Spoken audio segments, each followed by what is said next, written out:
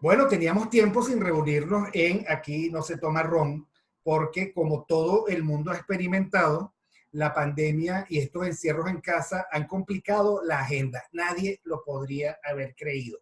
Pero la agenda ahora es muchísimo más complicada y en conseguir un espacio para tomarnos un trago y conversar sobre temas interesantes es cada día más complicado.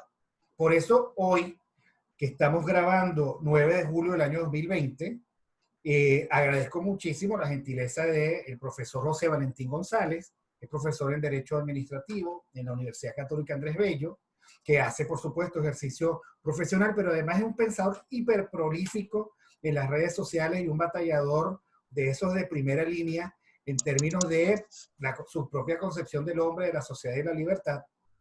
Y, por supuesto, también muy agradecido con otro nuevo contertulio, el profesor Daniel Lahoud, nos acompaña a veces en un programa en RCR los viernes, pero en Aquí se toma ron, es la primera vez, no se toma ron, perdón, es la primera vez que está con nosotros, economista, doctor en historia, profesor universitario y otro absolutamente insuperable en términos de la narrativa de la libertad.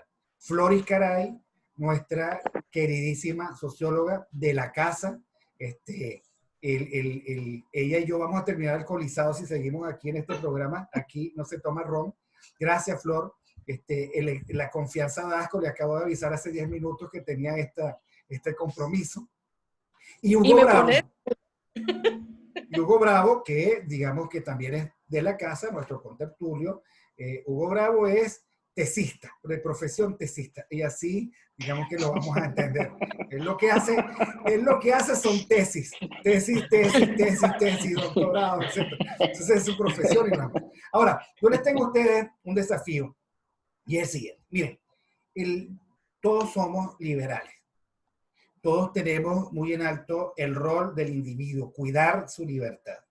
Ahora, nosotros hemos visto cómo ese individuo anda tumbando estatuas, escandalizando en las calles y descuidando algo que a mí me ha dado por pensar que es útil, aunque hasta hace poco no me parecía tan útil, que es el ámbito de lo público, que tiene sus características, que es una co-creación de todos los ciudadanos y que se ha visto muy malogrado en este momento por un conjunto de circunstancias que uno no termina de entender apropiadamente. Porque si bien es cierto, todos los ciudadanos tienen el derecho de construir sus proyectos de vida y de exigir de los demás el respeto a su propia singularidad, también es verdad que es responsable de la vivencia en común. Y yo eso, en este momento, no tengo claro que la gente lo tenga claro. Y por lo tanto, me parece que tenía muchísima razón nuestro primer gran liberal, Adam Smith, me perdonan la hipersimplificación, si eso no es así, es que decía, bueno, el papel de los gobiernos es tratar de limitar la propensión al daño que tienen los individuos unos con otros.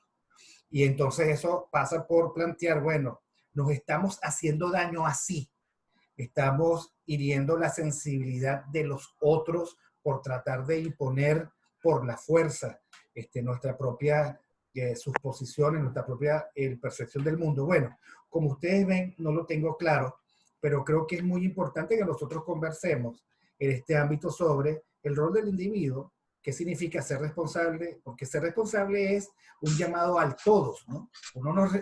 Por supuesto, los profesores de ética decimos, bueno, hay una responsabilidad personal y hay una responsabilidad colectiva, porque finalmente uno también es corresponsable de muchas cosas. Y es personal en tanto que uno tiene una reflexión consigo mismo de asumir las consecuencias de sus propios actos. Es una reflexión muy interna. Y luego, por supuesto, el ejercicio de la libertad. Tiene sentido la libertad, libertinaje que estamos viendo. Y aunque parezca, digamos, un llamado de los viejos seminarios que decía, bueno, tú no puedes confundir la libertad con libertinaje, que yo creía reflexivamente superado, ahora no lo tengo especialmente claro. No tengo especialmente claro que compartamos un concepto de libertad que nos permita construir orden social y que nos permita preservar preservar para las generaciones futuras un espacio de lo público en el que todos podamos ser respetados y considerados. Y tampoco tengo claro el, el, el, los márgenes de la locura versus la no locura. Acabo de ver en las redes sociales una cosa que me llamó la atención, a una señorita, pero besando apasionadamente la estatua de Simón Bolívar de Bogotá. ¿Cómo, qué hacemos con eso? ¿Son los espacios del individuo responsable en el usufructo de su libertad? ¿O eso simplemente es escándalo y provocación a la sociedad? No sé, se los dejo allí. La verdad, quisiera saber qué opina nuestro profesor Hugo Bravo, que es profesor de ética, a ver si podemos ver qué hacemos con esos temas. Pero más o menos ese es el abordaje que quiero que tengamos hoy. Gracias a todos por estar aquí y espero que los que nos oigan en diferido pues disfruten muchísimo de esta conversación y de estos interrogantes. Gracias, Víctor. Buenas tardes a todos. Para mí es fundamental para tocar el tema del individuo, la responsabilidad y la libertad, hablar de dos conceptos, ¿no? Primero que nada, el ser humano, y segundo, la cooperación social. ¿Ok? Entonces, en términos de lo que es el ser humano, es este individuo, pero a mí me gusta ponerle rostro, es una persona, y si uno busca la definición del ser humano, que es el ser racional, que es el ser que piensa, es un ser que consta de inteligencia y de voluntad, que son dos facultades fundamentales, vamos a decirlo así, que él tiene que desarrollar, ¿no? La inteligencia con la cual él reconoce bienes, los recuerda y los identifica, y su voluntad para procurarlos, para buscarlos o para rechazarlos, si no los distingue como tal, ¿no? El ser humano es un ser individual, como estamos hablando, un individuo, es un ser social, o sea, tiene un fuero interno, pero también vive con otros. Desde el primer momento que nace, lo normal es que sea así. Y obviamente es un ser espiritual y es un ser material. O sea, no todo en el ser humano es físico, lo puedes tocar. La inteligencia, de hecho, ¿no? Es algo inmaterial, aunque haya neuronas que interactúan y toda la cuestión. Entonces, primero que nada, ese concepto, ¿no? ¿Por qué es importante esto? Porque en la inteligencia y en la voluntad, desarrollando esas facultades, el hombre desarrolla lo que es el libre albedrío, porque el ser humano tiene capacidad de decidir aquello que quiere o aquello que no quiere, que por lo general lo va a reconocer como bueno. Que los bienes, lo bueno, son cosas que busca el ser humano. Hay unos que son intrínsecos de suyo, el estudio, por ejemplo, que me ayuda a desarrollar más mi inteligencia, es algo que todos reconocen como bueno. Y el dinero es un bien que es un bien intermediario, que todos reconocen que sirve para procurar algún otro bien que me sirva, ¿no? Dicho eso, yo creo que es importante y todos reconocen que vivir en sociedad ha sido históricamente beneficioso para las personas, para los individuos, para los seres humanos. Y en ese contexto, un concepto importante me parece el de la división del trabajo. O sea, yo no puedo hacer absolutamente todo lo que yo necesito para vivir, procurar todos esos bienes con los cuales yo pueda subsistir, y dependo de otros. Que sí tengan mayor capacidad para proveer esos bienes, ya sea porque les interesa, porque les gusta, porque tienen conocimiento y tienen mayor capacidad de productividad.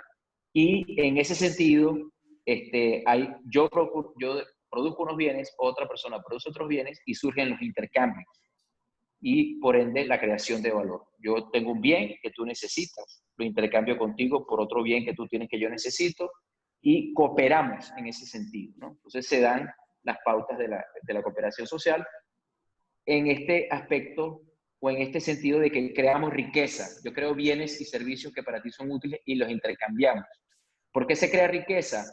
Porque, por ejemplo, si tú me das un servicio que a mí me ayuda a ahorrar tiempo en alguna actividad, yo puedo dedicar ese tiempo que ahorro para otra actividad que a mí me interesa más, en lo que soy bueno, en el cual yo puedo crear bien. ¿Okay? Para no extenderme mucho más en este sentido, yo diría que hay unos presupuestos que ya van tocando la parte ética y por ende la parte de la responsabilidad que lleva de suyo esa libertad. En un esquema de cooperación social tiene que existir el respeto a la dignidad humana, al otro. tiene que existir respeto a la propiedad privada, tiene que existir un Estado de Derecho, o sea, tiene que haber leyes, tienen que existir respeto a las instituciones, a las reglas del juego de cómo nosotros como sociedad nos manejamos y resolvemos nuestros problemas. Y obviamente para nosotros en este aspecto de intercambio de bienes está la libertad económica. O sea, que realmente yo pueda intercambiar con Flor, en este caso, que le toca después de mí, conversar, algún bien que yo tenga que pueda ser importante para ella y recibir de vuelta el de ella. Que nadie venga y me imponga si puedo o no puedo. Adicionalmente a eso, es importante y fundamental para el tema de la responsabilidad que las personas presenten estos bienes y estos servicios se presupone con honestidad, con sinceridad, y que si no lo hacen así, será castigada, ya sea por la ley se aplicara o con el rechazo. O sea, yo no voy a procurar más esos supuestos bienes que tú ofreces porque no son así, no son efectivamente bienes como tales, y ese es el castigo. Y para que exista eso, tiene que existir oferta, tiene que existir competencia, donde todos estén obligados a poner la mayor cantidad de bienes y servicios allá afuera de la mejor calidad, y los consumidores de bienes, que somos todos, pues decidamos cuál es aquel que es mejor, ya sea porque efectivamente me entrega ese beneficio que me promete, ya sea porque es de mejor calidad o me genera mayor valor. El precio que tengo que pagar es aquel precio que efectivamente vale para mí, y es el de la preferencia. Y al final del día, esa persona que coloque ese bien, que son empresarios, como ya han descubierto, que somos todos, de alguna manera, seamos beneficiados por ese conocimiento y ese entregar un bien y servicio que es útil para ese consumidor, y como consecuencia de eso, pues me vaya bien. Y si no me va bien, pues obviamente asumir los costos de no haber ido bien y simplemente pues cambiar de actividad porque en esa que estaba tratando de hacer no era tan buena. Voy a parar ahí, por ahí estoy dando la entrada, cómo yo veo todo este tema de la responsabilidad, la libertad y el papel del individuo y la cooperación social. Te paso la voz a Flor.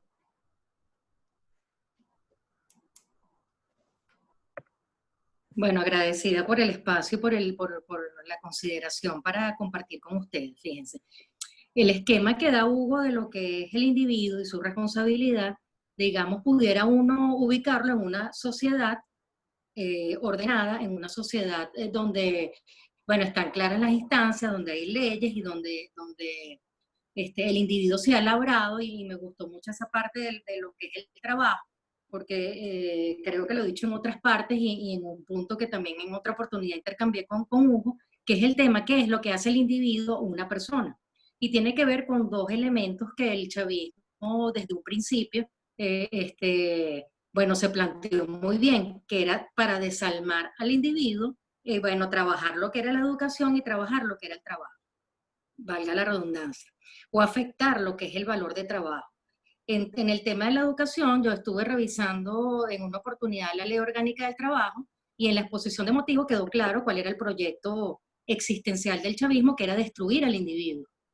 Y en ese sentido es que yo planteo porque en términos del esquema liberal es claro la posición del individuo, su responsabilidad, el tema de la ética, pero cuando una sociedad es devastada como lo estamos nosotros, bueno, se plantean otros retos para retomar lo que es el individuo.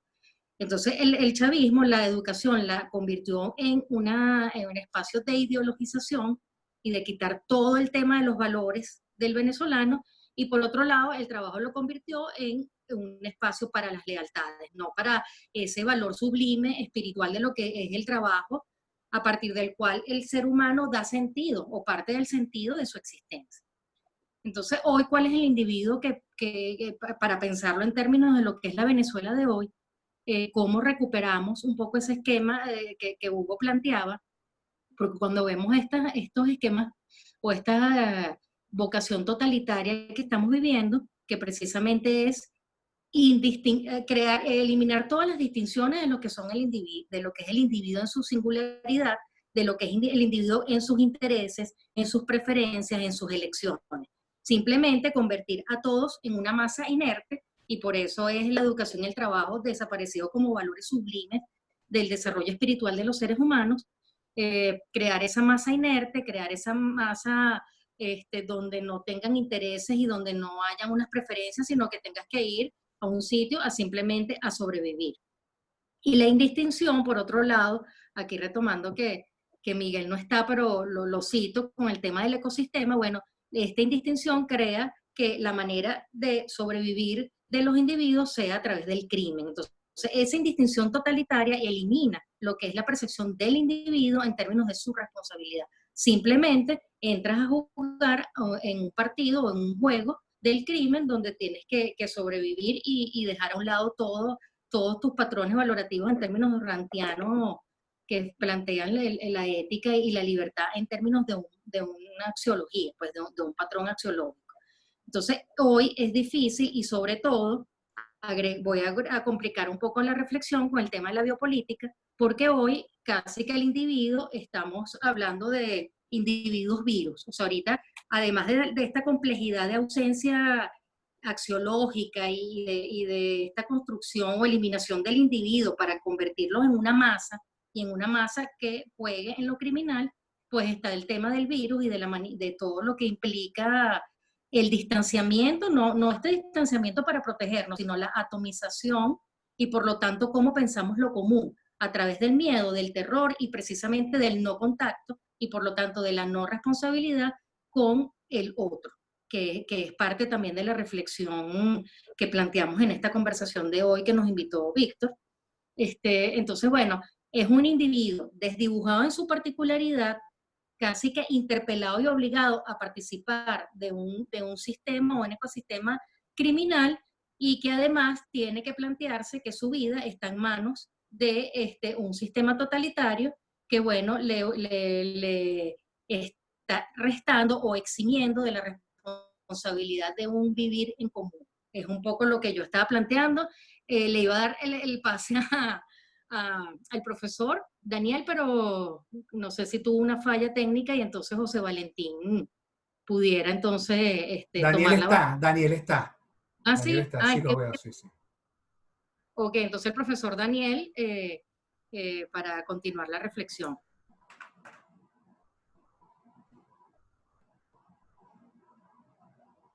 Vamos a esperar que se haga presente. Yo vi que decía, salió. No, yo lo veo aquí. Sí, yo lo veo ahí Ok. también. Bueno, pero Ok. si no, cualquier cosa vamos con José y Vamos con volvemos con el José y profesor. después vamos con Daniel. Ok. Ok. Bueno, a mí los comentarios de Víctor me generaron primero una reflexión sobre la confusión que muchos tienen, lo tienen los ciudadanos y también lo tienen los abogados, de la identidad entre derecho y Estado, siendo en forma más específica entre que el derecho es un producto del Estado. Y eso no es cierto, el derecho es previo al Estado. O sea, el derecho es una creación humana que se origina desde que existe sociedad. Y eso me lleva a una reflexión adicional, que es no confundir lo público con lo estatal. Es un poco difícil porque el Estado, digamos, se ha lanzado a la invasión de lo privado. Entonces, claro, pensar que existe algún espacio o hay espacios que son públicos, pero que no pertenecen al Estado, puede sonar casi utópico en este momento, pero esa es la reivindicación. Y yo lo asocio con el tema de estos actos de vandalismo y de desórdenes que hemos visto en protestas de los Estados Unidos.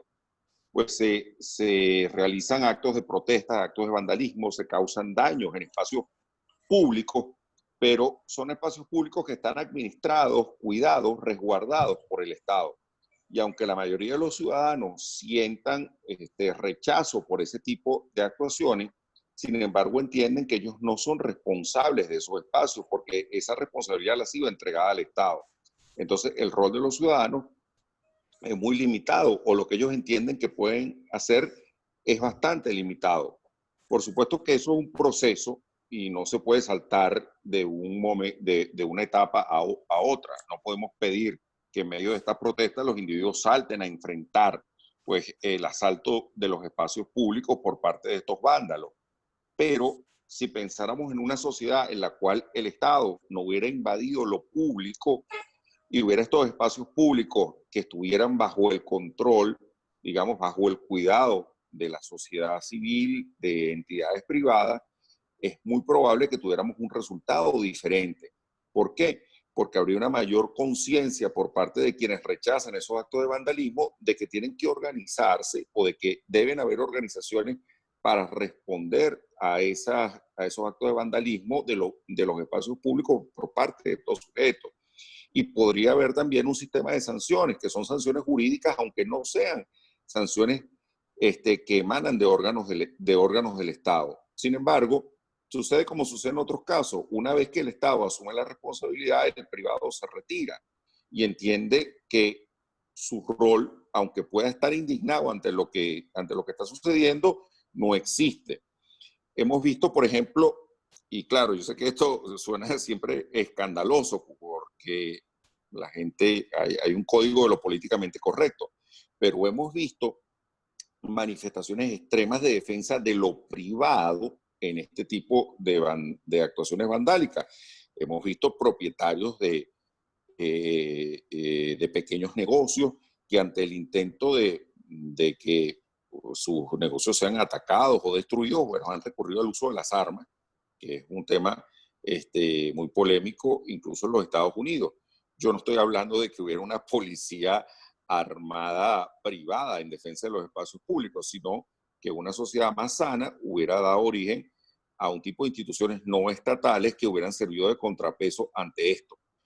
Pero eso no existe y el único resguardo que esperamos es del Estado. Bueno, y el Estado tiene, no sé, una deslegitimación por X razones ante estos vándalos, y los privados sienten que no es su responsabilidad. Entonces, en el sentido de lo que ha dicho Víctor, yo creo que una sociedad menos infectada por la intervención estatal ha podido tener mejores, digamos, respuestas y anticuerpos ante estos actos vandálicos y que además hubieran permitido expresar lo que yo sigo creyendo que es el sentimiento de la mayoría de la sociedad, que puede respetar estas protestas en la medida en que sean cívicas, pero que rechaza pues el vandalismo y el espíritu destructivo de algunos elementos de las personas que están en estas protestas.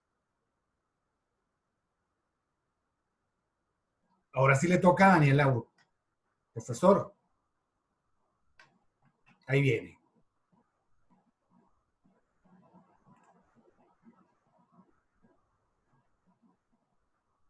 Tiene que quitar el mute del micrófono para poder participar, profesor Lauro. Okay.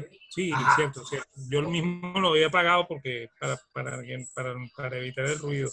No, que se me cayó la señal, por eso fue que no me encontraron. Y tengo en este momento un remolino en la cabeza con todo lo que ustedes han dicho, ¿no? Bueno, fundamentalmente, entre otras, es que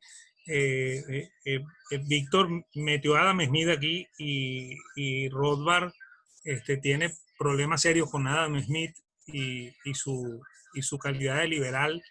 Y yo, aunque no acompaño mucho a Rothbard en muchas cosas, en esa sí lo acompaño.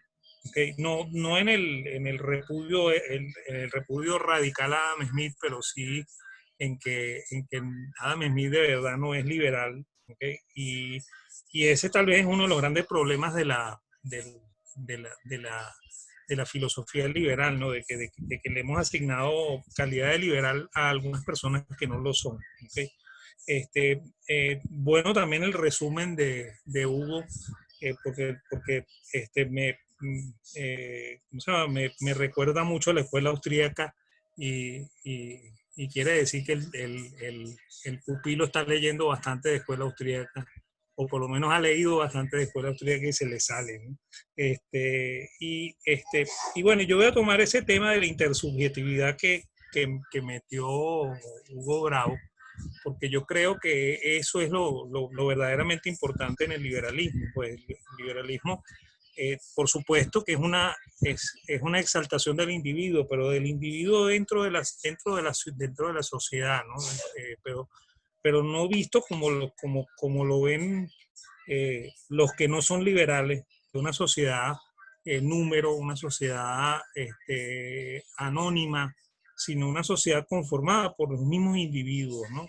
Y eso para mí es muy importante porque esa intersubjetividad es lo que permite que se den todas esas relaciones de empresarialidad, de la misma competencia que en la visión austríaca es un proceso de colaboración y no una guerra como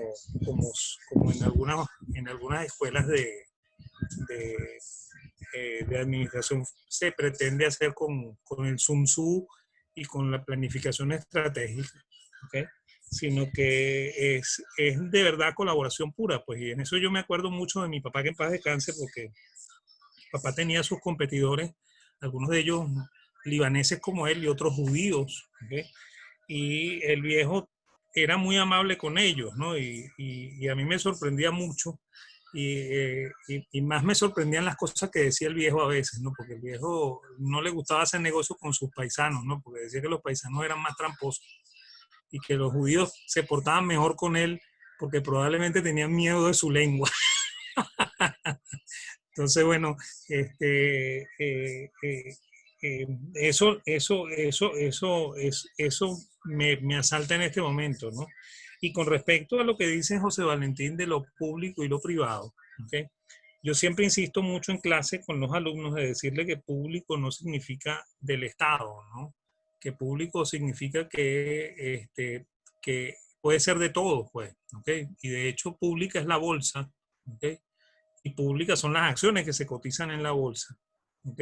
Y yo creo que no hay nada que represente más la libertad individual y y la expresión del mercado que la bolsa, ¿ok? Y la bolsa a veces a nosotros se nos olvida, pues, ¿okay? Se nos olvida como institución y se nos olvida este, como, como centro para estudiar y para tratar de entender cómo funcionan los mercados, pues, ¿okay? Y con eso sí le paso la palabra a Víctor, pues. Bueno, gracias, profesor Daniel. Mira, hay muchísimas cosas que a mí me llaman la atención. Porque, claro, estamos viendo una forma de, eh, de expresión extrema de de grupos completos de jóvenes, no solo en Estados Unidos, sino también en países como Chile, etcétera, donde quemaron virtualmente una ciudad. Y de lo que se trata es de preguntarnos, bueno, ¿qué concepto de ciudadanía tienen? ¿Y qué concepto de ciudadanía nosotros, a la luz de estos acontecimientos, podemos manejar? Adela Cortina es una filósofa española bastante cercana a lo liberal, no necesariamente liberal. Dice que un ciudadano es aquel individuo que participa activamente en la legislación y la administración de una buena polis. Allí se nota, digamos, sus trazas rusonianas, ¿no? Deliberando junto con sus conciudadanos sobre qué es para ella lo justo y lo injusto, porque todos ellos son capaces de palabra y en consecuencia de sociabilidad, que es un poco también lo que plantea Karl Popper. Popper plantea, bueno, finalmente lo verdaderamente humano es su capacidad de comunicarse a través de un lenguaje completo y de ir hasta un cuarto nivel de refutar sus propias conjeturas. O sea, de investigar e ir muchísimo más allá de las verdades heredadas. La sociabilidad o la socialidad, dice ella, es la capacidad de convivencia y la capacidad de participar en la construcción de una sociedad justa, en la que los ciudadanos pueden desarrollar sus cualidades y adquirir virtudes. O sea, lo pongo de relieve porque si bien es cierto nosotros creemos que el ciudadano o el individuo es la categoría, ese ciudadano y esa categoría debe tener, digamos, una reflexión que lo haga sostenible y que nos haga sostenible como sociedad. Uno quisiera pensar que el individuo en tanto que ciudadano, estamos vinculando ciudadanía, responsabilidad y libertad, debe tener alguna reflexión, por ejemplo, en modelaje, o sea, qué es lo que yo quiero que vean los otros de mí, que resulte interesante y que me hagan atractivo. Más o menos utilizando las categorías que en su momento utilizaron por un lado Adam Smith y por el otro lado, en el otro extremo, Emil Durkheim. Pero ambos tenían claro que el individuo era incompleto si no se ranqueaba con los otros. El individuo tiene en su equilibrio más natural la pretensión de caer bien. Y eso hace que se inhiba de muchísimas conductas que lo hacen alejarse de los demás o de la valoración de los demás. Lo segundo, menos claro todavía, pero todo individuo debería reflexionar sobre cómo quiere ser contado. O sea, cómo quiere él que se narre su legado. Lo tercero, que me parece importante, es que los individuos deberían tener principios y valores. Ahora, principios y valores que de alguna manera lo anclen a la sociedad en la que está. Y lo cuarto es que me imagino que el individuo debería tener alguna preocupación por ser sostén de la sociedad en la que está. Porque una sociedad en disolución es una sociedad que no le sirve al desarrollo de sus propios proyectos de vida. Yo recuerdo que Richard Sennett, que es el sociólogo norteamericano, él hablaba de la corrosión del carácter, o sea, de que las sociedades industrializadas hacía que la polis se hubiese trasladado al sitio de trabajo y que el espacio de intimidad, por supuesto, se resguardaba en las casas, pero la verdad es que las ciudades quedaban vacías, y es verdad lo que dice José, ciudades vacías que uno como ciudadano le encomienda al Estado y que el Estado finalmente las administra a su real saber y entender. Ahora, la pregunta fundamental es, ¿qué hacemos con lo público? Y la segunda pregunta, ¿cómo hacemos para evitar el escándalo? Entendiendo que el escándalo tiene, digamos, contenido. O sea, el escándalo es el proceder incorrecto. Uno siempre podrá decir, bueno, ¿y quién decide lo que es correcto y lo que es incorrecto? El escándalo también se refiere a degradación. Bueno, ¿quién decide lo que es degradado de lo que no es degradado? Y peor aún, el escándalo se refiere a condiciones o situaciones de inmoralidad. Bueno, ¿quién decide lo que es moral y lo que es moral?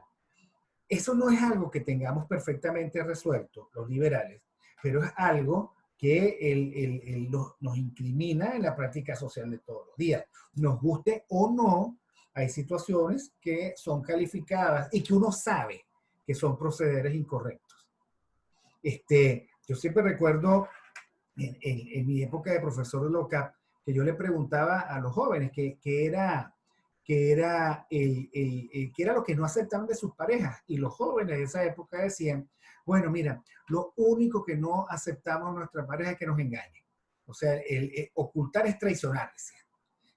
Y lo tenían así en perfecta... Bueno, porque independientemente de que eso sea importante o no, y que yo me esté refiriendo a una experiencia que probablemente ya no esté vigente, lo cierto es que toda sociedad, al margen absoluto de las normas del campus, al margen absoluto de las normas sociales, cada grupo construye procederes que califica como correctos o incorrectos y que los hace, por supuesto, el juzgar al otro en términos de que resultan valiosos o no resultan valiosos, atractivos o absolutamente repugnantes.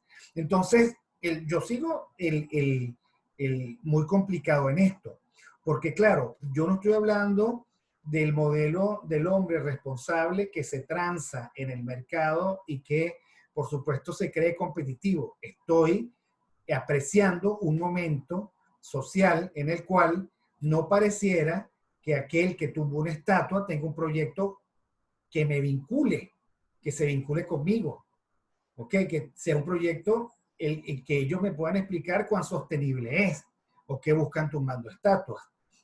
Son esos parpadeos de lo que Rand, que era extrema, bueno, son parpadeos que tienen que ver con, finalmente, cómo haces tú para ser racional, construir autoestima y tener propósito. A mí lo que me hace ruido es eso, que al final no me parece muy claro cuál es el propósito, no me parece muy claro cómo la destrucción produce orgullo y no me parece muy claro que algunos estén usando bien la cabeza. Pero vamos a preguntarle al profesor Hugo Bravo, a ver qué es lo que opina él. Bueno, está sencillo, Víctor, lo pusiste muy sencillo. La verdad es que lanzaste, hay varias líneas ahí para reflexionar en todo lo que tú estás diciendo, ¿no? Eh, Desde lo filosófico, podemos hablar de antropología filosófica y volver a mi afirmación original de qué es el ser humano, creo que una de las dificultades mayores que estamos viviendo hoy es siquiera ponernos de acuerdo qué es el ser humano, porque para muchos es una construcción cultural e ignoran completamente de todo lo que es la biología, todo lo que es, digamos, la naturaleza, y de ahí para adelante pues cabe cualquier cosa. Pero más allá de eso, eh, varias cosas, ¿no? Lo primero es, por lo menos en mi línea de razonamiento y como lo veo, es que el ser humano es un ser social, nace por lo general en una familia y en esa familia aprende a que lo ayuden y después aprende a ayudar, aprende a ser solidario, aprende a amar, aprende a reconocer el bien, aprende a reconocer el mal, por aquello que tú decías de alguna manera, que es la ejemplaridad. O sea, empiezan a crearse referentes. Hoy me dicen una cosa que es buena y veo que efectivamente lo que hacen es consistente con esa cosa que me dicen que es buena. Hoy me dicen una cosa que es mala y lo que hacen va en contra de esa cosa porque es mala. O me dicen, esto es malo, pero veo que lo hacen y genera cortocircuitos. Entonces, esos patrones de lo bueno y lo malo se empiezan a quedar desde ahí. La gente obviamente no vive confinado a la familia, vive en una sociedad y empieza a interactuar con nosotros y empieza entonces a comparar si aquello que le enseña en su casa es consistente con lo que ve afuera. Y si lo que le dicen que es bueno, y si lo que le dicen que es malo. Y así empieza como por comparación, ¿no? En términos de lo que es esa ética, más allá de lo que desde el punto de vista antropológico puede ser bueno para ese ser humano. Porque el papel de la tradición, el papel de cómo se hacen las cosas aquí en la familia y en la sociedad son muy importantes. En una sociedad donde todo vale, donde es la ley de la selva, de la ley de la supervivencia, y no existe mayor cooperación social más allá de que garantizar que a mí no me quiten lo que me corresponde y cuidarme del otro, es poco probable que uno construya nexos o lazos sociales, digamos, de cooperación, de armonía, y de entender que hay un otro allá, además de mi yo, hay un otro, que es una persona que tiene un proyecto vital, que tiene unos sueños, que tiene unas necesidades y que va a trabajar y procurarlos a ellos. Y que en ese interín vamos a interactuar, volviendo al punto de la cooperación social. En todo esto también creo que hay un tema implícito, que es el tema del liderazgo, ¿no? Y por alguna razón los norteamericanos, que tienen la democracia más antigua del mundo, lo estudian muchísimo y todo el tiempo, y es un gran tema, en el mundo empresarial, pero también en lo público. Ellos entienden el liderazgo como un proceso de ejemplo y como un proceso de persuasión. Entonces, yo te demuestro con el ejemplo lo que yo creo que se debe hacer, te marco una ruta y yo la vivo y la cumplo, y te persuado. Y es un proceso de iteración, es un proceso donde hay un líder, pero hay liderados. Y la calidad de ese líder va a ser la calidad de sus liderados, en función a las exigencias que le puedan hacer. Volviendo al punto de mi reflexión original, pero también para ir redondeando las ideas y pasarle aquí la voz a Flor, yo quiero reincidir en el tema de la empresa, hablando de que empresa es una acción o tarea que entraña dificultad y cuya ejecución requiere decisión y esfuerzo. Y eso es sumamente humano, eso está vinculado a la acción humana. No hay acción que emprenda el hombre que por lo general se asocie a esa definición. Lo que pasa es que desde el punto de vista económico estamos acostumbrados a hablar de empresa como una organización que está dedicada a actividades mercantiles, industriales, que prestan servicios con fines lucrativos. Eso está bien, pero de alguna manera la empresa es todo lo que hace el ser humano. Obviamente en una empresa que, como ya describí, tiene fines mercantiles, industriales y de lucro, también tenemos que pensar que hacen vida las personas. O sea, que es una de las creaciones más complejas que ha hecho el ser humano en cuanto a vínculos se refiere. Es una comunidad de personas que se unen mediante un contrato para lograr objetivos en común, además de beneficios económicos, aunque los trascienden, considerando el tiempo y energía que invierten todos aquellos que hacen vida en ellos, ¿no? Las personas que hacen vida en una empresa se transforman porque crecen mediante la formación empresarial, creación de competencias gerenciales, la creación de conocimiento técnico, la forja del carácter humano que implica la acción empresarial, el emprendimiento. El papel de la empresa hay que reivindicarlo en la sociedad. Verdaderas empresas que sean reconocidas por su know-how, que sean recompensadas por los consumidores por el conocimiento, por ese valor que le aportan a la sociedad, por esa creación de riqueza. No por el know-how, que es el enchufismo, ese cazar la renta. Ponme aquí para sacar plata, destruir valor. Creo que es importante porque en la empresa se crean hábitos operativos positivos en empresas de verdad. Hábitos operativos que son buenos, porque tienen que ser eficientes, tienen que ser responsables en colocar bienes y servicios que efectivamente van a ser reconocidos por los otros como buenos para ser comprados y como consecuencia de eso disfrutar del éxito económico que les pueda dar, insisto que eso lo dije antes, y garantizar desde el punto de vista ético la principal responsabilidad de una empresa, que es ser sustentable en el tiempo, económicamente. Y ahí voy a parar. Le paso la voz a Flor.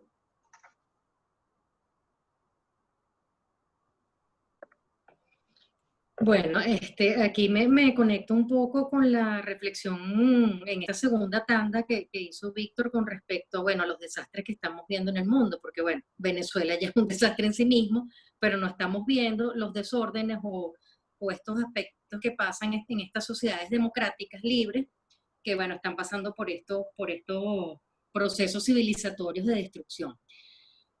Hablando de liberal, bueno, yo estaba recapitulando este texto de Ferguson sobre lo que es el ensayo de la historia de la sociedad civil, ¿no? Porque a veces en medio de este desorden dice, bueno, vamos a revisar un poco los clásicos, a ver cómo ellos entendían su época y cómo eso me puede iluminar a mí. Entonces, bueno, cuando hablamos del individuo empieza con el tema de lo que es la naturaleza humana.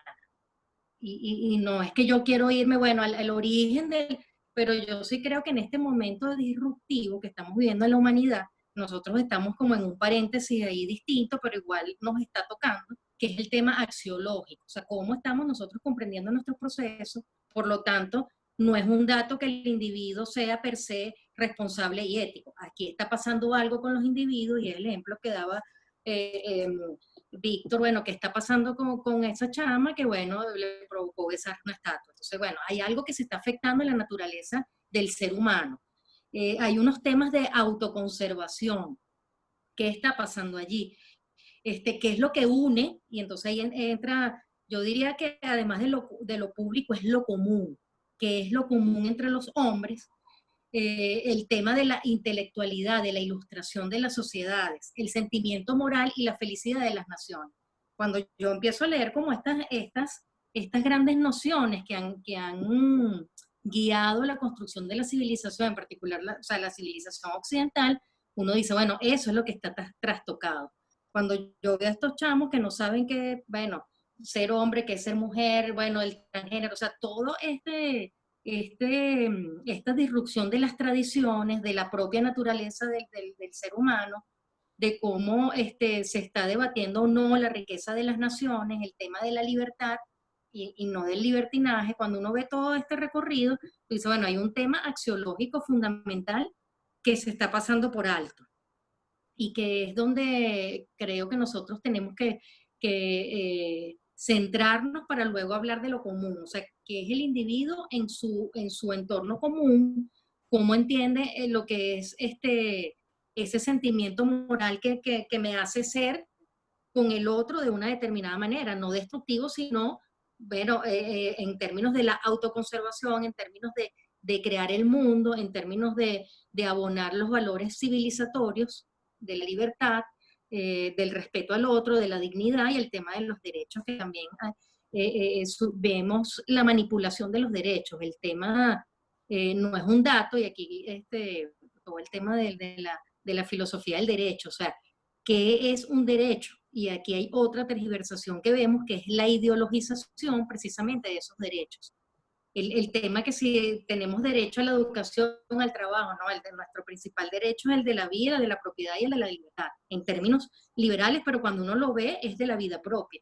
O sea, esos asuntos que se dan como por ya hechos, como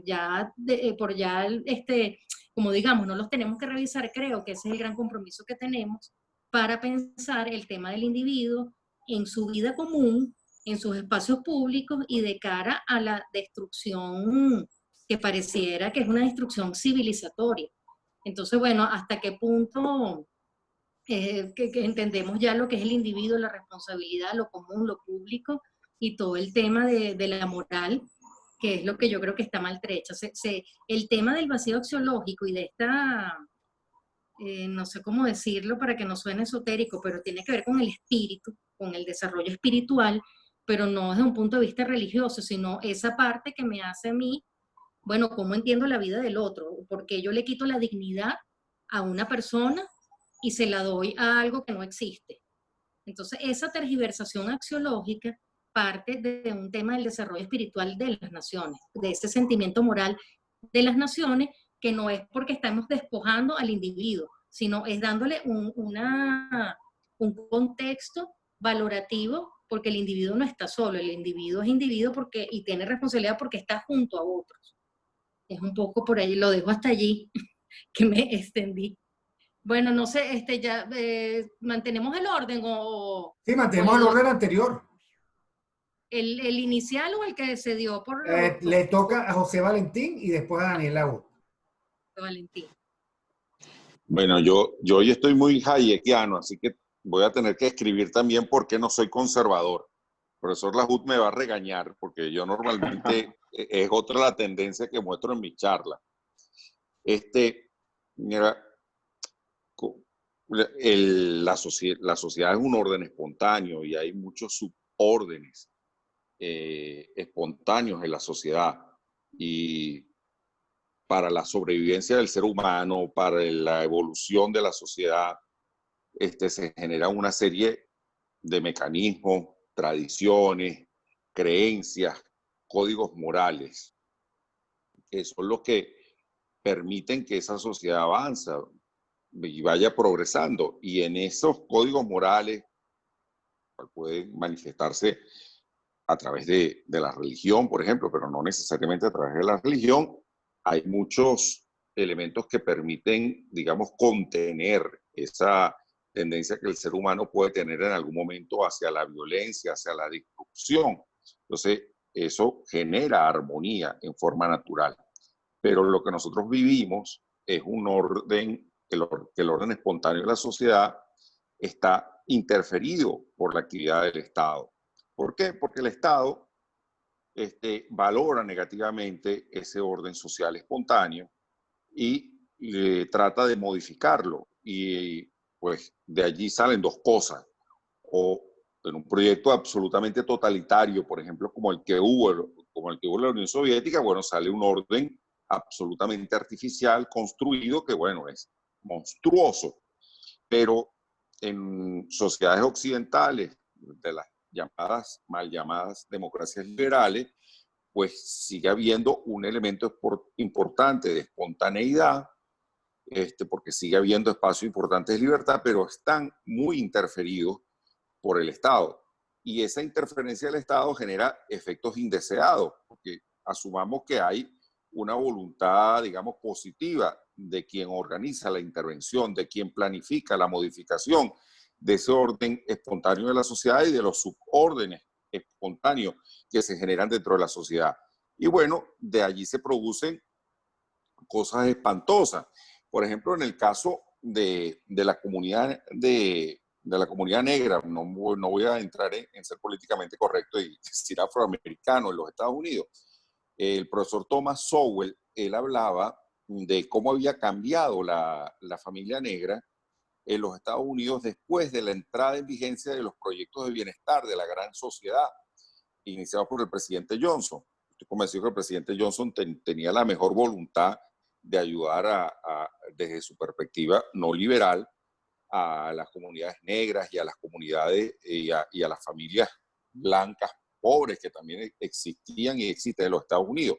Pero entonces él allí demuestra cómo esos programas de bienestar lo que hicieron fue destruir la familia negra. O sea, la familia negra era una familia que tenía como característica que eran familias, no eran familias monoparentales en su mayoría, eran unas familias bastante unidas y quizás eso era el mismo proceso de marginalización, los hacía unirse mucho alrededor de la familia, alrededor del hecho religioso, pero él da su explicación, que no viene al caso entrar en una verificación y no me corresponde a mí tampoco hacerlo, de cómo estos programas de bienestar fueron destruyendo a la familia negra y destruyéndola más aún de lo que destruyeron a las familias blancas, y cómo las familias negras se han convertido prácticamente en familias de mujeres solteras y de mujeres que además tienen hijos desde una etapa muy joven. Entonces, el Estado esas características que espontáneamente fue desarrollando la familia negra en medio de su marginalización política y social, los elementos positivos que tenía fueron destruidos. Entonces, allí hay un problema. Tenemos a un doctor Frankenstein instalado en el Estado, interfiriendo en el orden espontáneo de la sociedad, un orden que debería producir valores morales, códigos morales, elementos de religiosidad. No hay por qué escandalizarse ante eso si uno lo ve como un tema moral o cultural, independientemente de que uno sea creyente o no. Y bueno, pasan estas cosas. Hoy lo que tenemos es, bueno, del doctor Frankenstein, bueno, produce este sujeto llamado Frankenstein, y bueno, y ahora tenemos una sociedad Frankenstein que, bueno, es producto de este juego del planificador que ha interferido con cualquier proceso natural de desarrollo de la sociedad. Paso al profesor Lahoud. Bueno, un poco en la misma tónica de lo que dice José Valentín. Yo creo que el problema es que ese orden espontáneo no se da porque no hay un orden cultural, ¿no? Okay, o sea, y ese orden cultural quizá nace en la familia. ¿Okay? Por eso es que José Valentín dice que él no sabe si meter el tema religioso o no, y el tema religioso tiene mucho que ver aquí porque eso se aprende en la familia, pues, o sea, las comunidades negras eran comunidades que religiosamente eran protestantes y iban a su oficio protestante sus días domingos, y me imagino que como buenos protestantes iban a lo que en los Estados Unidos llaman colegios dominicales, ¿no? Escuelas dominicales en las cuales les daban religión, ¿no? Porque como la educación en Estados Unidos es laica y no se les puede dar religión en la escuela regular, aunque la escuela regular también está sometida, porque de hecho en algunas escuelas está prohibido, por ejemplo, hablar de cosas como la evolución, ¿okay? Porque eso interfiere en el sentimiento de algunas personas que religiosamente no aceptan que eso tenga algo que ver o sea, con el mismo progreso humano, pues, o sea, cómo hemos llegado hasta aquí. Y a mí me parece que el daño está precisamente allí, pues, en que la familia está destruida, pues, y al destruir ese concepto fundamental que es la familia, se destruye todo el orden, pues, porque para que la ciudad tenga sentido, para que la polis tenga sentido, como dice Víctor, es necesario que exista una institucionalidad, un conjunto de reglas básicas que sea aceptada por todos, ¿no? Y ese aceptarla por todos tiene que ver mucho con la formación cultural, pues. O sea, si yo acepto que existe un padre y una madre que son quienes me controlan y me dicen lo que es bueno y lo que es malo mientras soy niño, y no me rebelo contra esa imagen, yo estoy propiciando el que eso se transfiera a la sociedad, como también lo dice Hugo, pues, o sea, la sociedad es reflejo de eso, pues, y la ciudad es reflejo de eso. A mí me encanta, o sea, me encantaba dar historia antigua, entre otras razones, porque yo tenía que hablar de la conformación de la ciudad, y yo siempre decía que la ciudad sin reglas no funciona, ¿no? Y que la regla, como dice José Valentín, la regla existe antes de que exista la ciudad, pues si no es imposible, pues el Estado no puede funcionar si no existen las reglas antes, ¿no? Y lo que ha ocurrido es que el Estado en estos últimos 200 o 300 años ha tratado de romper ese esquema y de hacernos creer que él es el que produce la norma, él es él es el que sabe cómo debe ser la norma, y creo que en ese proceso hemos destruido la esencia fundamental que es el orden cultural. ¿Okay? O sea, si es que podemos hablar de un orden espontáneo en lo cultural, ¿no? ¿Okay? Eso es lo que a mí me parece, ¿no? ¿Okay? Y creo que por eso es que el individuo eh, está cometiendo las locuras que está cometiendo, ¿no? Y un poco para explicarme también lo que Flor comentó, creo que eso no ocurre en la sociedad venezolana, porque ya en la sociedad venezolana el proceso está consumado para quienes la dirigen, ¿no? O sea, ellos creen que el proceso está consumado, como quizá lo creería Stalin en los años 30. Sin embargo, yo no estoy muy seguro de que estemos allí, ni estoy muy seguro de que ese orden esté consumado. ¿Okay? Entonces, con eso le devuelvo la palabra a Víctor, pues. Bueno, gracias, profesor Laud. La verdad es que a mí, yo coincido con ustedes en que el Estado propone siempre incentivos perversos, siempre. Y allí donde se mete, la cosa se desbarata, ¿no?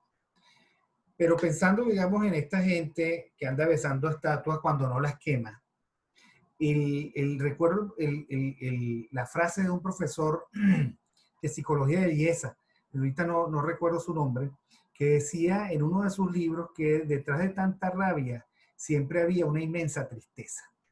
Y uno ve en los ojos de cierta gente, uno ve las fotografías y uno se pregunta, bueno, ¿qué hay en esos ojos? ¿Qué hay? Me encantaría preguntarle cómo te imaginas tu futuro. O sea, ¿cuáles son los indicadores de tu propia felicidad? Sostenible, sostenible. Porque la palabra sostenible me parece crucial.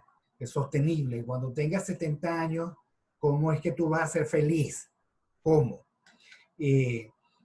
La pregunta en el fondo de la es cómo, la otra es cómo te haces querer. Porque me parece importante para el ser humano el hacerse querer. No por razones meramente sentimentales. El hacerte querer es reconocimiento, es valor de mercado. Es, por supuesto, tener un punto de vista desde la autoestima. Todo eso me parece importante. Yo creo, por lo tanto, que debemos tomar en serio esta época de derrumbe de los sueños, que ha sido producto, porque cuando uno le pregunta a un muchacho, y nosotros todos hemos sido profesores,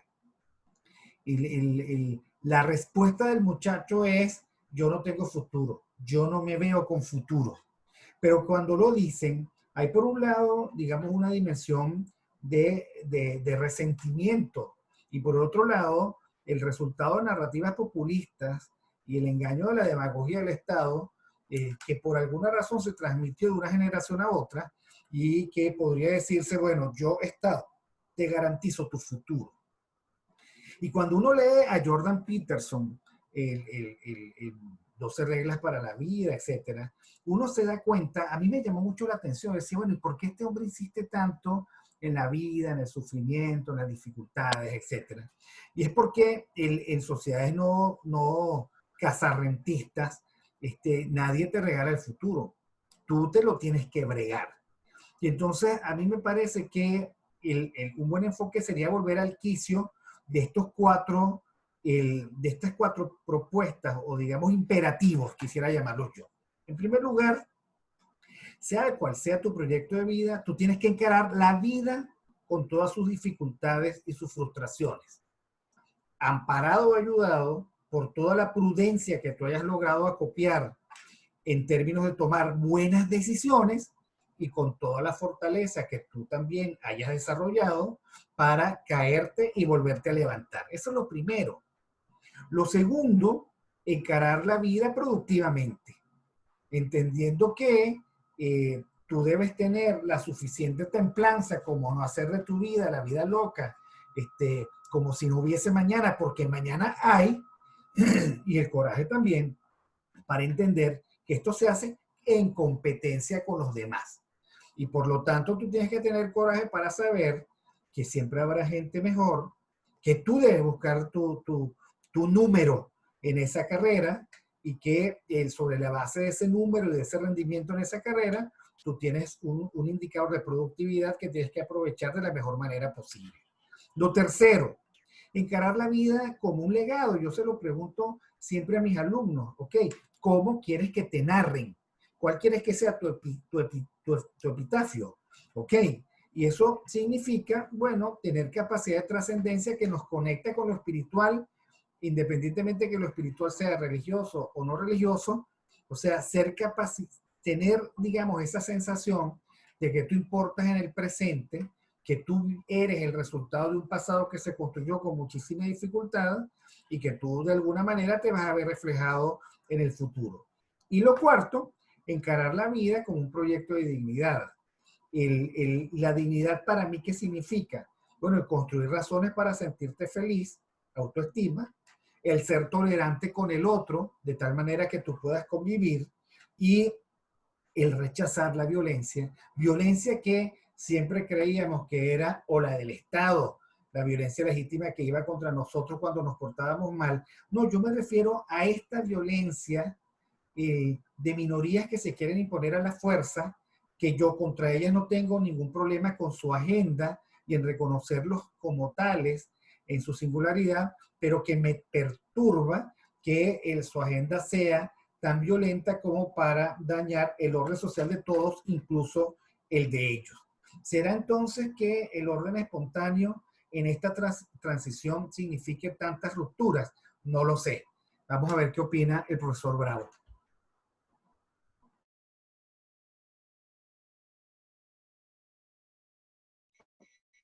Aló. Aló, ¿me escuchan? Te escuchamos, te escuchamos. Perfecto. Disculpe que el internet se puso un poco cómico. Estaba pensando en todo lo que estás diciendo, Víctor, y bueno, y el orden espontáneo. Entonces, la verdad es que son muchas ideas y el tema es bastante complejo, ¿no? Pero pensando en la libertad del ser humano, pensando en esos proyectos vitales, ¿no? Hay un libro que se llama The Rhythm of Life, de Matthew Kelly, El ritmo de la vida, una traducción, donde básicamente él dice que la mayoría de la gente no sabe qué espera de la vida, no sabe qué quiere. Pocas personas tienen claro un proyecto vital, quiero hacer esto y después lo otro, y buscar acá, buscar allá, ¿no? Y seguir hacia adelante. Eso que dices tú, mirar a los ojos, ¿qué tienes ahí? Me brilla el ojo, o sea, tienes expectativas de vida.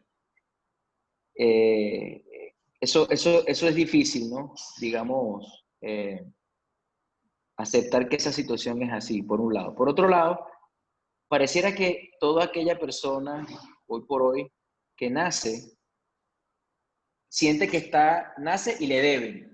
O sea, me deben porque el Estado me tiene que dar, me tienen que pagar aquí, me tienen que pagar allá, y pareciera que imperara la ley del mínimo esfuerzo, ¿no?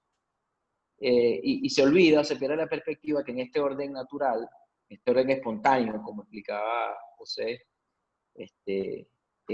realmente las instituciones las ha ido creando el ser humano, y esa institución, que es el Estado, fue creada para solucionar o ayudar a dirimir algunas situaciones que para los privados por su situación, por sus intereses, era muy difícil de dedicarse. Y eran temas en particulares que le interesaban a la ciudad, ¿no? Por ejemplo, el tema de las leyes, el tema de la seguridad, y en algunos casos asistir, ¿no? Porque si uno se pone a pensar en la solidaridad, un tema que hemos hablado mucho, el liberal no es solidario, el liberal no tiene compasión, claro que sí. Y aquel que tiene liberal y que tiene riqueza y ha creado riqueza tiene mayor capacidad de ser solidario que el que no. No es el Estado el que tiene que ayudar. El Estado normalmente entra a participar, a ayudar, a asistir de manera temporal situaciones que se van fuera de control. Eso debería ser lo propio y no de manera estructural, ¿no? Problemas que el Estado ha creado, seguirlos exacerbando, y en vez de ayudar a la gente a salir de la situación de pobreza, crear estructuras de pobreza donde básicamente doy dineros y bonos que no alcanzan ni sirven para nada, en vez de asistir temporalmente en situaciones donde empujes a la persona a salir hacia adelante, ¿no? No es lo mismo y se escribe igual.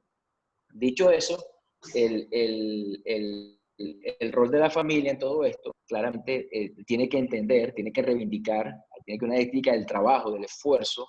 Nadie me debe nada. Obviamente tampoco es injusto que yo nazca en un esquema social que me hipoteca porque ya nací en pobreza extrema. Eso, digamos, situaciones perversas que se presentan cada vez más también es injusto. Y donde el Estado, digamos, debería de garantizar que interviene lo menos posible o interviene lo necesario como para que esa persona pueda salir de esa situación, ¿no? Entonces, el problema es que la situación es tan irregular y en el caso venezolano en particular que nos atañe, tan complejo que la gente por tantos años le inocularon en la cabeza de que era rico, porque es un país petrolero, y nací y me tienes que dar mis barriles y tengo ya el futuro asegurado, en una cultura donde no podías evolucionar económicamente y ser millonario de un día para otro si no tenías enchufe o conexiones con el gobierno. Obviamente todo eso ha calado muy duro, ¿no? Y revertirlo es muy difícil. Yo creo que el punto fundamental es que aquellas personas con sus sueños y aspiraciones tengan la capacidad de forjar su futuro, su destino, y obviamente que exista igualdad de oportunidades para todos, en el sentido de que no hayan limitantes, no nazca yo hipotecado. En ese sentido, tiene que existir creación de riqueza en un ambiente donde haya, me gusta volver a tocar el tema de la empresa, donde hay mayor cantidad de empresas creando riqueza, ofreciendo empleo o dándome a mí la capacidad de crear mi propia empresa, crear riqueza, de manera tal que el ciudadano realmente tenga capacidad de económicamente depender de sí mismo y tenga capacidad también de influir en la sociedad.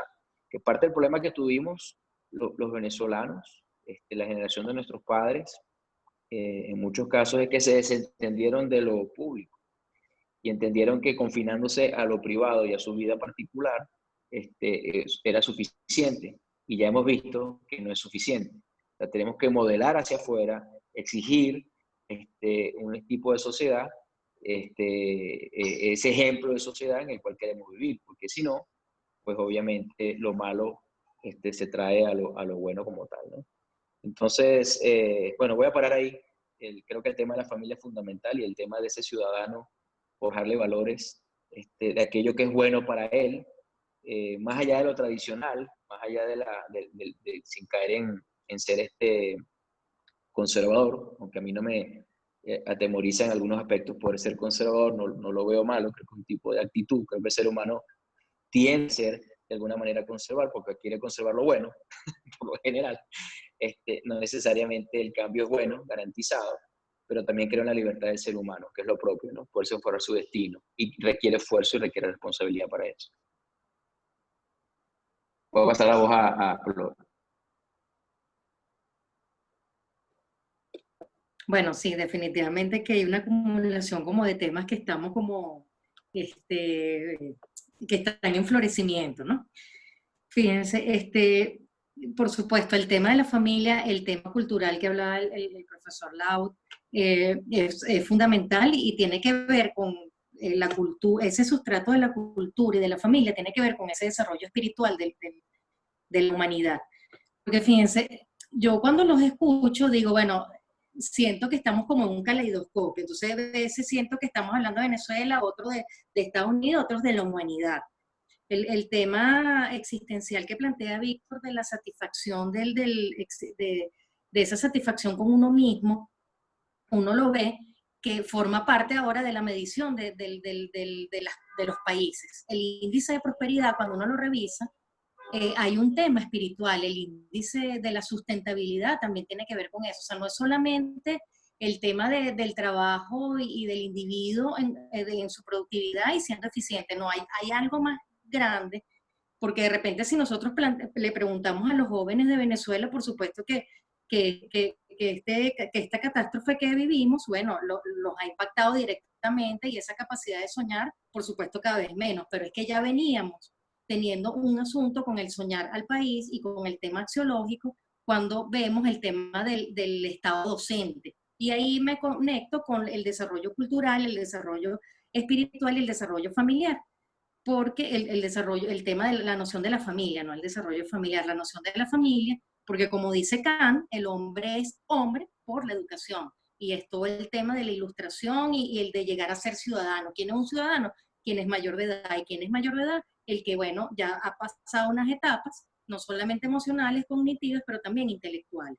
Todo eso tiene que ver con una conjugación, y es el asunto de que el Estado sea el que conduzca esta idea del Estado prusiano, el Estado docente, ha sido fundamental para precisamente ir vaciando de contenido lo que es la responsabilidad y lo que es en sí esa parte de espíritu de cada individuo. Pero cuando lo estamos viendo en otros países, en Estados Unidos, ¿por qué está ocurriendo esto también? Entonces a mí me hizo conectar la reflexión de Víctor con el índice de la prosperidad. ¿Qué es la prosperidad para la gente? Porque alguien se siente próspero, porque alguien no siente que es pobre, en fin, ¿qué es lo que está ahí? Y no es solamente tener un hogar, tener, tener sus espacios de ocio, sino es también sentir parte de, también es decir, bueno, yo me equivoqué y aprendí, esa satisfacción existencial de que yo soy y puedo ser mejor de lo que puedo ser, incluso hasta equivocándome. Y esa reflexión existencial no se da en ningún lado, sino en la familia.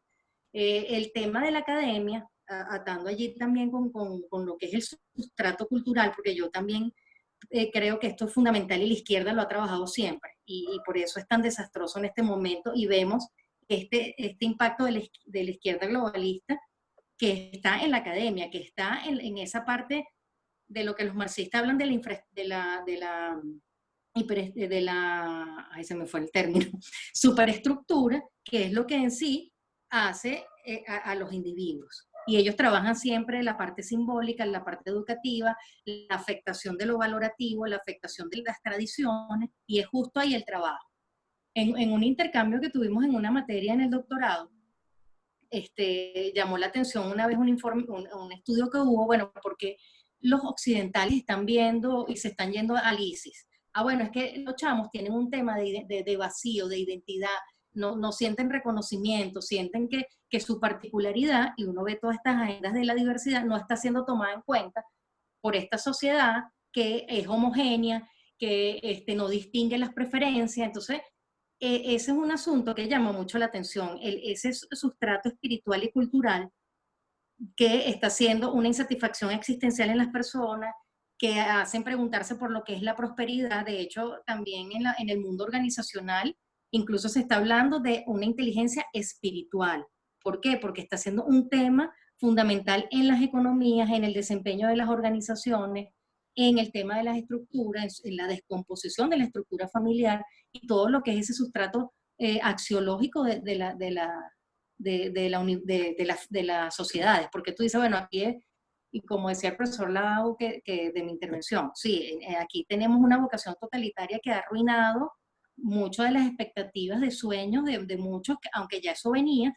Pero ¿qué pasa con estas sociedades que económicamente han sido prósperas, que materialmente han brindado espacios para la libertad? Porque hay esa insatisfacción tan existencial y tan espiritual, que es, a fin de cuentas, lo que tiene que ver con el individuo, con la responsabilidad, y cómo este individuo, y aquí me recuerda también a Adela Cortina con el tema de la ética como amor propio. Yo también creo que hay un tema de autoestima y de autovaloración, que si eso no se trabaja, bueno, el individuo no va a sentirse capaz de pasar a otra etapa de responsabilidad, no solamente con él, sino también con la sociedad. Entonces, para mí es fundamental, y me llevo como muy de reflexión el tema del asunto existencial y espiritual de las sociedades hoy, que está tratando de traducirse en muchos aspectos, en índices de desarrollo, en índices de desempeño organizacional, y todo el tema de, bueno, porque los chamos están en este desorden existencial de qué es lo que quieren ser en la vida, ¿no?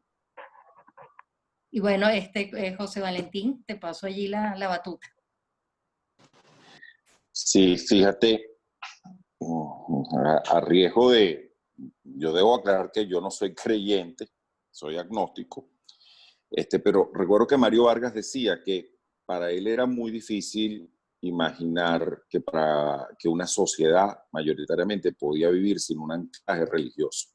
Y hablaba de las experiencias en los países de Europa del Este como consecuencia de décadas pues, de regímenes comunistas, de los cuales la huella religiosa fue borrada o se intentó borrar y cuáles fueron las consecuencias de eso. Y yo creo que es así, yo creo que la mayoría de las personas necesitan la religión para dar un sentido de trascendencia a su vida. Son pocos aquellos que pueden dar una respuesta fuera de eso. Y algunos que lo intentan pueden sentir ese vacío existencial y no consiguen respuestas y bueno, lo pueden canalizar intelectualmente. Algunos que no consiguen respuestas lo canalizan de una manera, digamos, socialmente dañina. Entonces, claro, el haber desde el Estado socavado no solamente la familia, sino también estos elementos religiosos que existían tradicionalmente y que la sociedad fue generando espontáneamente porque pareciera que es una necesidad del ser humano, pues tienen sus consecuencias. Pero yo también iría un poco más allá de lo religioso. Mi papá era un pequeño comerciante y normalmente estuvo dedicado a la restauración. Y aparte de la satisfacción de que le daba la vida familiar, mi papá era un hombre muy familiar, una de las cosas que mayor satisfacción le daba era ver un cliente contento por la calidad de la comida que se le servía, por la atención que recibía y recibir no solamente el pago, que por supuesto era una empresa mercantil la que él tenía, sino ese sentimiento de agradecimiento y hasta de afecto del cliente. Entonces, eso le daba sentido a su vida, porque la vida familiar no es suficiente, pero a través de la actividad económica y del mercado, él conseguía una satisfacción espiritual. Y eso es lo que muchas veces no logran ver quienes son enemigos, pues, de los empresarios, que el empresario consigue en su actividad una forma de realización personal, espiritual, incluso de trascendencia. Y estas personas que están, digamos, ahora como separadas de lo que es la vida normal en sociedad, que buscan la ruptura, no entienden que en muchos casos esa puede ser una vía para darle sentido a su existencia, para encontrar, junto con la familia, junto con otros elementos, digamos, esa satisfacción, una satisfacción, esa inquietud que llevan dentro. Y fíjate, no tienes que ser Bill Gates, no tienes que tener una fundación y decir que vas a salvar el mundo a través de programas de salud, de vacunas. No, puede ser un pequeño comerciante, porque a lo mejor para nosotros que estamos involucrados en el mundo intelectual, el sentido de trascendencia es, bueno, en 30 años, que después que yo me muera, alguien se acordará de mí en el mundo. Bueno, yo di una conferencia, escribí unos libros. Yo recuerdo que a Carlos Andrés Pérez le decían que era para él la vida después de la vida o la vida eterna. Él decía, yo no soy creyente, para mí la eternidad está en ser recordado por décadas o por siglos. Ese era su sentido de trascendencia. Pero para seres humanos, mucho más sencillos y menos ambiciosos, caramba, si uno piensa, por ejemplo, en un país como España, donde la vida rural es muy particular, que alguien lo recuerden como el fundador de algo dentro del pueblo, que la plaza del pueblo lleve un nombre, que el restaurante tenga 150 años y haya sido fundado por un determinado señor y lleve el apellido de la familia.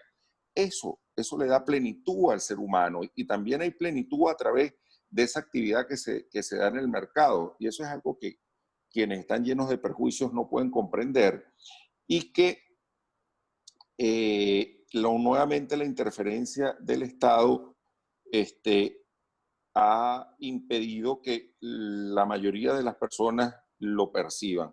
hay mucho de satisfacción espiritual en lo que se puede conseguir a través de la actividad económica, a través del mercado. O sea, el mercado es un mecanismo maravilloso y a mí una de las cosas que más me molesta, y con esto cierro, es cuando dicen yo estoy de acuerdo con una economía de mercado, pero no con una sociedad de mercado. Me parece una idea muy mal expresada, pero yo entiendo lo que dicen. Pero es que no pueden ver lo que es la dimensión espiritual del mercado en el sentido de esta explicación que yo he tratado pues de transmitir. Y con eso cierro mi intervención. Ahora viene el profesor Laut. Ya para la No, última intervención, ya con esto ya casi que cerramos, despido yo después, pero profesor Laut, le toca a usted hacer la gran síntesis. sí, bueno, un poco retomando lo que acaba de decir José Valentín, pues el mercado, ¿no? Y yo comenté lo de la bolsa, diciendo que ese era para mí quizá la manifestación más clara del mercado, ¿no? Sin embargo, yo creo que eso tiene mucho que ver con la parte cultural también, en el sentido de que a nosotros se nos ha vendido la idea de que todo lo que se relaciona a ganancias es una cosa pecaminosa, ¿no? Y eso es lo que probablemente deja a José Valentín cuando comenta de las personas que dicen que está de acuerdo con una sociedad, con una economía de mercado, pero no con una sociedad de mercado, ¿no? Entonces, ese es el gran problema, ¿no? Que culturalmente tenemos ese problema, ¿no? Y dentro de la visión de la necesidad de un anclaje religioso, ¿okay?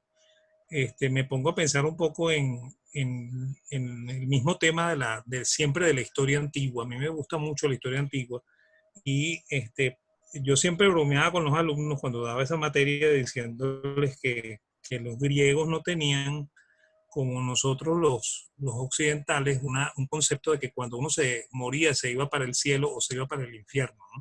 Sino que ahí era mucho más igualitario, quizá era más socialista eso, porque todo el mundo se iba para el infierno, pues, ¿okay? Y habitaba junto con el señor Hades por allá en el fondo de la ultratumba, ¿no? Y, y para los griegos, el, el, la fama de ser recordado es quizá la cosa más hermosa a la que ellos ambicionaban, ¿no? Y yo siempre le comentaba a los alumnos, nosotros seguimos hablando de Ulises y seguimos hablando de Alejandro, ¿okay? Por lo cual esos hombres viven en una vida eterna, incluso para los agnósticos, ¿no? Entonces, y el pequeño ser, el que probablemente no llega a ser un Alejandro o no llega a ser un, un Ulises, no le queda más remedio que pensar que sí existe la vida eterna, pues, y que sí existe el cielo y sí existe el infierno y que lucha por tener el cielo, ¿no? Y ese es el problema, pues, que cuando uno rompe esos esquemas culturales, entonces las sociedades terminan en el desastre en el cual están metidos los países desarrollados. Y fíjense que eso tiene mucho que ver, pues, porque los que manifiestan se juran marxistas, ¿okay? Y uno de los preceptos del marxismo es que la religión es el opio de los pueblos, ¿okay? Y que eso debe ser sacado de la superestructura, como diría Flor, citando a los marxistas. Yo creo que no, yo creo que todo lo contrario. Yo creo que uno que aunque tenga espíritu agnóstico o aunque uno sienta que no existe otra cosa, es necesario que el ser humano permita que la religiosidad se manifieste, ¿no? Y en eso traigo al otro personaje que también a veces ronda mis pensamientos, que es Rómulo Betancourt, ¿no? Rómulo Betancourt era un hombre agnóstico, ¿okay? Él no creía que hubiese vida después de esta vida, no creía O sea, probablemente para él existía Dios, pero no lo aceptaba como una verdad definitiva. Sin embargo, Rómulo sabía vivir en medio de eso, ¿no? Y fíjate que se dejaba ensalmar las pipas, ¿ok? Así como para hacerle sentir al pueblo de que él era igual que el pueblo, pues que él sentía esos mismos sentimientos, ¿no? Y yo creo que eso es importante, pues, o sea, y fíjate que quizá uno de los hombres que más contribuyó a que la institucionalidad funcionara fue Rómulo, ¿no? ¿Okay? Este, eh, yo sé que Víctor probablemente se va a molestar un poco por eso, pero de verdad yo siento una admiración muy grande por Rómulo. Es quizá lo único de Adeco que me queda, ¿eh? Porque efectivamente por Carlos Andrés no la tengo. ¿Eh?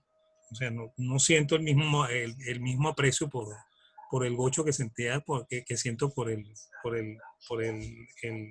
el caballero de Guatire. ¿Okay? Y entonces, bueno, con eso te devuelvo la palabra, Víctor.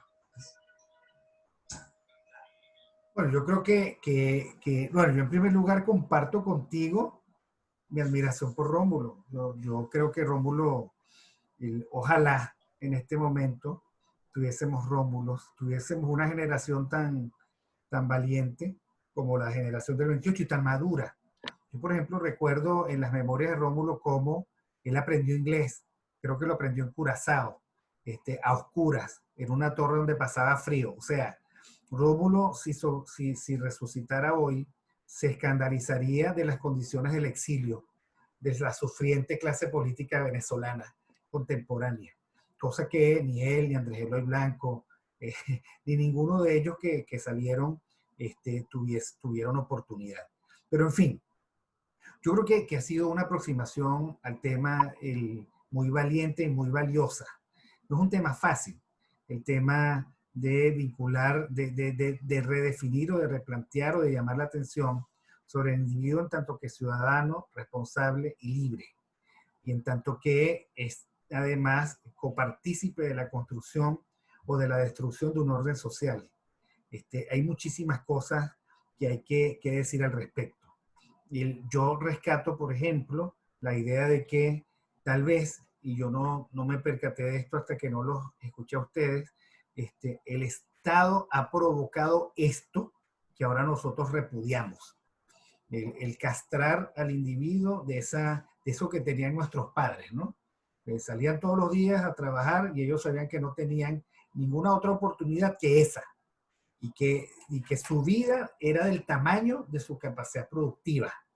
En un país además que era mucho más cauto y estoico que el actual, que cree que todo es posible y que vemos, por supuesto, cómo hijos de las mejores familias se han transformado en delincuentes internacionales que ni la peor o la mejor imaginación de Marvel lo hubiesen planteado mejor. Creo también, digamos que entre todos, desde todos los puntos de vista, hemos rescatado el valor de cualquier cosa que se llame familia en la inculturación de los chamos y en la responsabilidad que todos tenemos como sociedad en provocar jóvenes vacíos de imaginación de futuro y además de imaginación del papel que ellos tienen en este presente. Eso porque, como lo decía también José Antonio Marina, para educar a un niño hace falta toda una tribu, y no solo el problema del papá o de la mamá, es que es la tribu, finalmente, la que educa. Y que, por supuesto, reivindicar otra cosa importantísima, que es la vivencia dentro de un sistema de mercado o la indigencia al margen de un sistema de mercado. Porque no solo el mercado, sino el sistema. Así como hablamos de sistemas perversos, relaciones perversas, pues tendremos que hablar de sistemas virtuosos de mercado, en donde todo tiene la lógica del individuo que es competitivo, asociado al mérito, que sabe que es su responsabilidad tratar de ser el mejor, de rankearse de la mejor manera, sin resentimientos, eso sí, y que tiene un papel, un rol en la sociedad. Bueno, que eso no se nos olvide.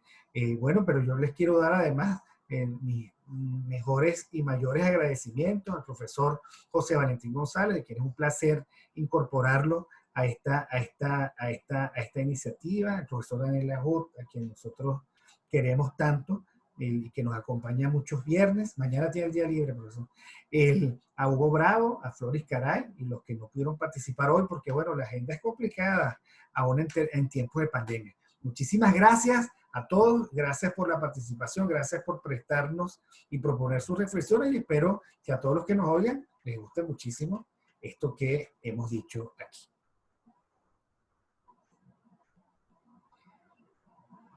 Gracias, Víctor. Gracias a todos.